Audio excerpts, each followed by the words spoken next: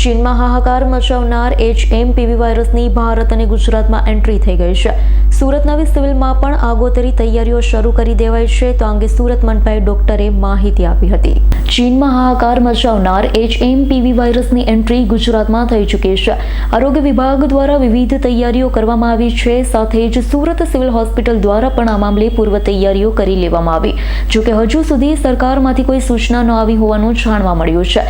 સાથે જ હાલ સુરત સિવિલ હોસ્પિટલમાં દર્દીઓની ભીડ સામાન્ય દિવસો જેવી જ જોવા મળી રહી છે. શિયાળાનો સમય હોવાથી શરદી ઉધરસના કેસમાં આંશિક વધારો થઈ હોવાનું જણાવ્યું છે. તો અંગે સુરત મહાનગરપાલિકાના આરોગ્ય અધિકારી ડોક્ટર ઉમરીગરે વધુ માહિતી આપી હતી. અત્યારે જે આપણે હ્યુમન મેટાન્યુમો વાયરસ HMPV એ વાયરસ અત્યારે આપણને જાણવા મળી રહ્યું છે કે ચાઇનાની અંદર એ વધારે કેસીસ જણાયા છે. અને ત્યાર પછી ભારતની અંદર પણ બેંગલુરુ અને છેલ્લે હમણાં એક અમદાવાદની અંદર પણ કેસ આપણને જાણવા મળ્યું છે. તો એના આધારે સેન્ટ્રલ ગવર્મેન્ટ અને ત્યારબાદ રાજ્ય સરકાર અને ત્યારબાદ રાજ્ય સરકાર મારફતે આરોગ્ય મંત્રીશ્રી અને કમિશનર હેલ્થ એ તમામ મારફતે એક માહિતી આપવામાં આવી છે, જાણકારી આપવામાં આવી છે અને ગાઈડલાઈન આપવામાં આવી છે. અને એ મુજબ આ જે વાયરસ છે એક સામાન્ય ફ્લૂ પ્રકારનો વાયરસ છે. અત્યારે 2001થી એ વાયરસ એક્ઝિસ્ટ કરે છે, આપણા હવામાનમાં છે જ.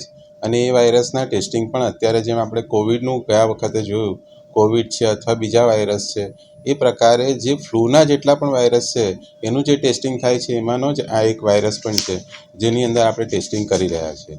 તો એ મુખ્યત્વે ચિંતા આપણે એટલા માટે ઉત્પન્ન થઈ કે ચાઇનાની અંદર એના કેસીસ વધારે થયા.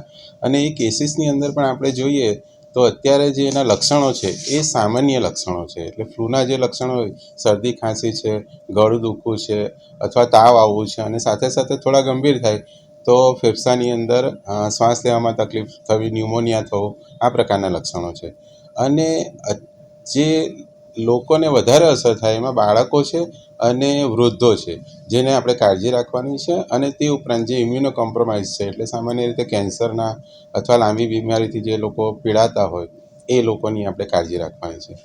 આ વાયરસ ફેલાય છે સામાન્ય જેમ શરદી ખાંસી થાય છે એમ ડ્રોપલેટ ઇન્ફેક્શનથી થાય છે. અથવા જે દર્દી હશે એણે જે કંઈ હાથ રૂમાલ અથવા બીજે કંઈ યુટેન્સિલ યુઝ કર્યા હશે તો એને ટચ કરવાથી એ આપણા શરીરમાં મોં અથવા નાક મારફતે પ્રવેશી શકે છે.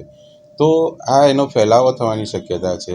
અને છેલ્લે જે છે કે રોગને આપણે ઇન્વેસ્ટિગેશન કેવી રીતે કરી શકીએ, તો એ રોગની જાણકારી RT-PCR નામનો જે ટેસ્ટ છે તેના મારફતે પણ કરી શકાય છે. રેપિડ ટેસ્ટિંગ પણ એનું આવી શકે છે, એન્ટીજન ટેસ્ટ કરવો હોય તો. અને એની સારવાર એ સેલ્ફ લિમિટિંગ ડિસીઝ છે. કોમ્પ્લિકેશન માટે અથવા સપોર્ટિવ સારવારની જરૂર જણાય તો આપવાની થાય છે.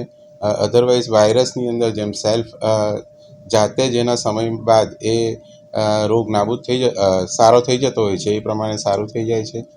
હવે જે આપણે પબ્લિક હેલ્થ માટે ઇમ્પોર્ટન્સની વાત કરીએ કે લોકોએ શું શું કાળજી રાખવી જોઈએ, તો અત્યારે જે લોકોને શરદી ખાંસી થાય છે તો તે શરદી ખાંસીને એને તરત જ ડૉક્ટરની સારવાર લેવી જોઈએ, આઈધર હોસ્પિટલમાં અથવા અર્બન હેલ્થ સેન્ટરની અંદર.